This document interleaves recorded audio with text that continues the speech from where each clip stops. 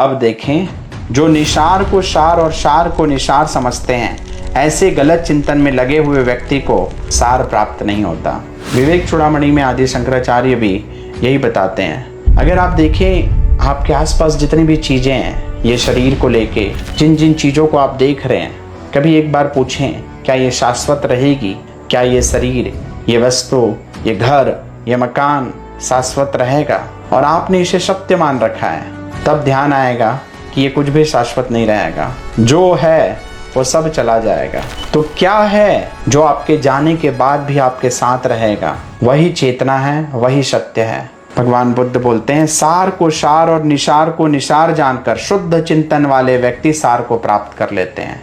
यदि आप इस पे चिंतन करें, दिन भर स्मरण करें कि मैं जिस चीज को पकड़ाऊं ये स्थायी नहीं है, इस संसार में कुछ भी स्थायी नहीं है, और दिन भर अगर स्मरण रखें तो आप जरूर जो स्थायी है, जहाँ से स्थायी शांति हासिल हो सकती है, उस मार्ग पर आप लोग चलने लगेंगे।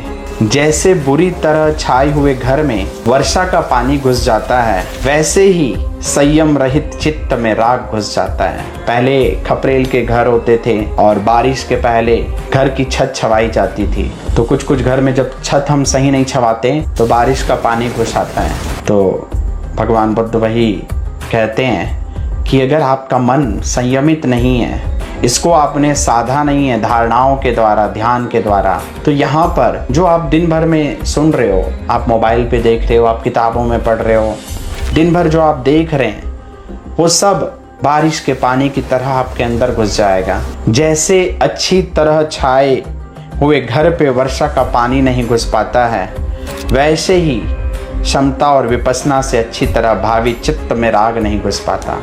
अगर आप ध्यान करते हैं, निरंतर अभ्यास करेंगे, तो अभ्यास के द्वारा आपका चित्त बहुत मजबूत हो जाएगा, स्ट्रांग हो जाएगा। तब बाहर की कोई भी नकारात्मक विचार या राग आपके अंदर नहीं आएगा। यहाँ शौक करता है, इस लोक में जो शौक करता है, मनोपरांत भी शौक करता है, पाप कर्म करने वाला दोनों जगह शौक करता है। वह अपने कर्मों की मलिनता देखकर शोकापन्न होता है, संतापित होता है। अगर आपने पाप कर्म किए हैं तो यहाँ तो आप दुख पाओगे, आप मृत्यु के बाद भी दुख पाओगे। दोनों लोक पे आपको दुख ही मिलेगा कि हाय मैंने ऐसा किया, हाय मैंने ऐसा किया। यहाँ इस लोक में यदि आप प्रसन्न होते हैं, शुभ कर्म करते हैं, मृत्यु के बाद भी आप प्रसन्न होंगे। पुण्य किया हुआ व्यक्ति दोनों जगह प्रसन्न होता है। वह अपने कर्मों की शुद्धता देखकर मुदित होता है, प्रमुदित होता है। यहाँ अगर आप शुभ कर्म करोगे, मृत्यु के बाद भी वो शुभ कर्म आपको प्रसन्न चित्त रखेंगे कि मैंने यहाँ भी शुभ कर्म किए थे, मैंने पृथ्वी पे, हमेशा आप प्रसन्न चित्त में रहोगे। यहाँ इस लोक में संतप्त होता है, प्राण छोड़कर परलोक में संतप्त होता है, पापकारी दोनों जगह संतप्त होता है। मैंने पाप किया है, इस चिंतन से संतप्त होता है, दुर्गति को प्राप्त होकर भी अधिक संतप्त होता है। मैंने YouTube की वीडियो में ही एक कुंदा लोहार की एक स्टोरी शेयर की है।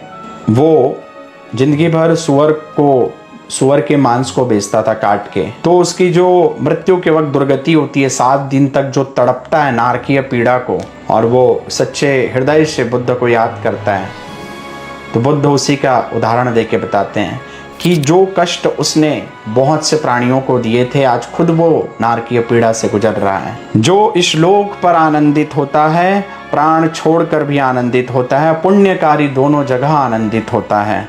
मैंने पुण्य किया है, इस चिंतन से आनंदित होता है, सुगति को प्राप्त होने पर भी और अधिक आनंदित होता है। तो जितने आप शुभ कर्म करेंगे, अच्छे कर्म करेंगे, किसी को चोट नहीं पहुंचाएंगे, मन से, कर्म से, वाणी से, तो देखेंगे जीवन पर और जीवन के बाद भी आप हमेशा आनंदित रहेंगे।